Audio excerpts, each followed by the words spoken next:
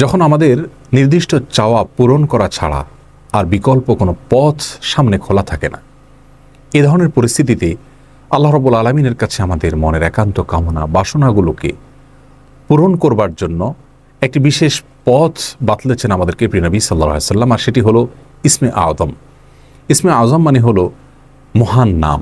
আল্লাহ রাব্বুল আলামিনের এই ইসমে আযম তথা মহান নামের মাধ্যমে কোনো কিছু চাওয়া হলে তিনি সেটা পূরণ করেন।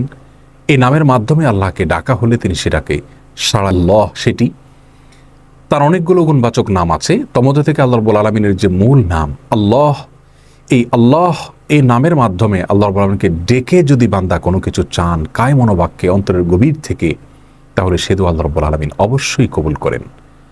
এজন্য কোনো কিছু আল্লাহ রাব্বুল আলামিনের কাছে চাওয়ার আগে যদি আল্লাহ বলে ডেকে ভালোবাসা থেকে, আস্থা থেকে, ভরসা থেকে, কায় মনোবাক্যে দীনতাহীনতার সাথে আল্লাহকে ডেকে যদি কেউ দোয়া করেন, তাহলে সে দোয়া আল্লাহ রাব্বুল আলামিন কিছু বাক্য বলে উঠলেন। নবী সাল্লাল্লাহু আলাইহি সাল্লাম তার কথাগুলো শুনলেন।